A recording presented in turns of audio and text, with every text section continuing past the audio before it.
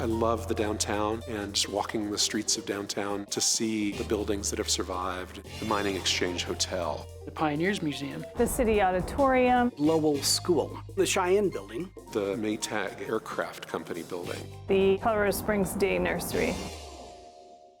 Historic architecture is really the tangible evidence of who we are as a community. The landscape or the built environment tells a story. It tells us about who we are. It tells us about our values. We need those stories.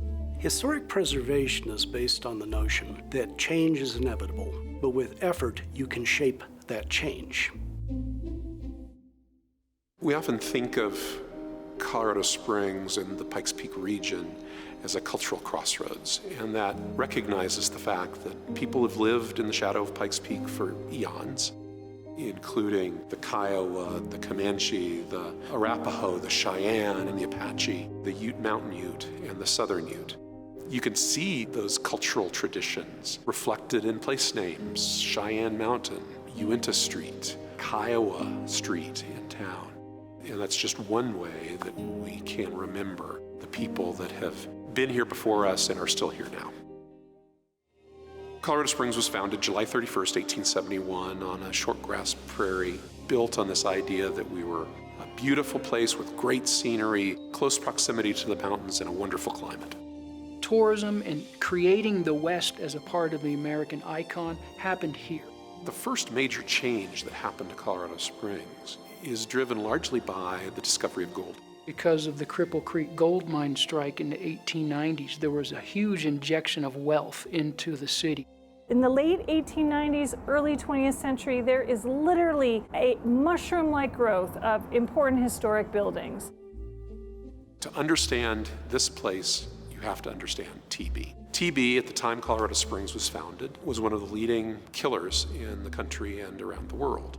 And because we are a high, dry climate with lots of sun, where you can essentially be outdoors 12 months of the year, we actively marketed ourselves as a destination for tuberculosis patients. You can also see, if you know what you're looking for around downtown, TB huts. And they were specially designed as a way to isolate patients, but also to have them get fresh air and be sheltered and to be cared for. We have one in our collection and on exhibit. The sanitarium movement leaves significant evidence on our landscape in the form of former hospitals. TB really comes to an end, at least that treatment method comes to an end at the end of World War II when new chemical treatments are developed. Sanitariums close. Chamber of Commerce and local business leaders began to look for new economic drivers.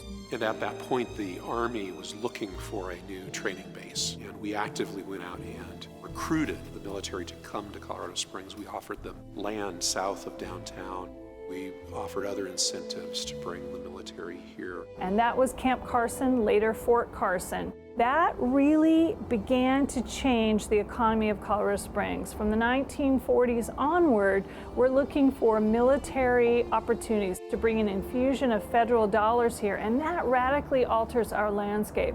And it was that change in our economy that had such an extraordinary impact on who we are as a community. You can really see the change that happens after World War II. Our population begins to increase dramatically, doubling about every decade. Unfortunately, what that means is the downtown inner core begins to decay. In an effort to revitalize urban cores, the urban renewal movement was largely related to taking down historic structures, old businesses, and raising up new modern buildings to replace them. There were many historic structures lost to urban renewal. Today, though, I would say that urban renewal is done in a much more sensitive approach than what we've had in the past.